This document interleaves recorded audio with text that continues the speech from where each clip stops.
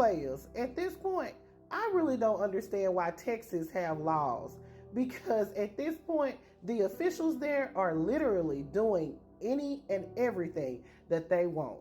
Y'all go ahead and grab your tea and have a seat, because a Texas judge has determined that a school district can continue to punish a black teen for his hairstyle, even though they have signed the Crown Act into law. So today, a Texas judge struck a major blow to the state's newly adopted Crown Act, ruling that a public school district can continue to punish a black teen who wears his hair in locks. In a trial that only lasted a few hours, Judge Chap Kane III ruled that Barber Hills Independent School District did not violate the Crown Act when it subjected Daryl George to in-school suspensions and off-site instruction for nearly 6 months. Daryl George has been isolated from his peers for most of the school year since he was first disciplined by Barber Hills High School in August for violating the school's dress code.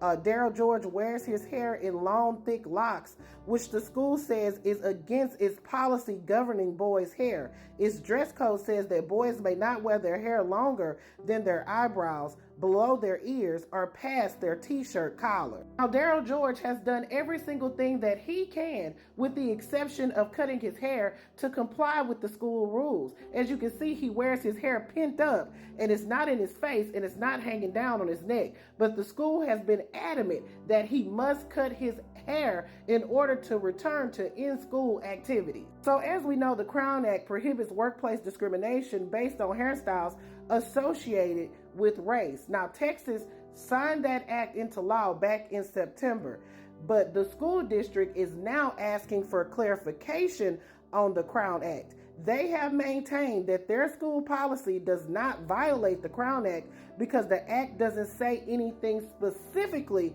about hair length. Now, Daryl George's attorneys argued at the trial today that the Crown Act protects his locks regardless of length because they are associated with his race. Again, I'm going to remind you that the school district is saying that he's violating the policy based on hair length. So what he does is tie his locks into twists. So they're not hanging in his face or on his neck.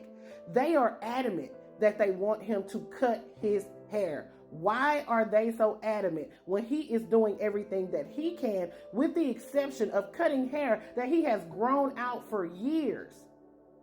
Why are they so adamant that he has to cut it when it's not violating anything, if it's not laying on the nape of his neck? Even though, if we go by the Crown Act, locks are definitely supposed to be protected because they are associated with our race. It makes absolutely no sense that this family has had to get an attorney to fight a school district over a hairstyle, when at the end of the day, they need to be focusing on the education of that child and not what is sprouting from their scalp. I declare, honey, what a disgrace. Now, I think it's very important to note that this school district is only made up of 4% black people, and that superintendent of that district actually took out a full-page ad in the paper where he was bragging and happy about his decision to keep this child out of school. But hey, the children are most important, right? All right, players, put your thoughts in the comments. This is Double D Mova reporting for the Black Accurate News.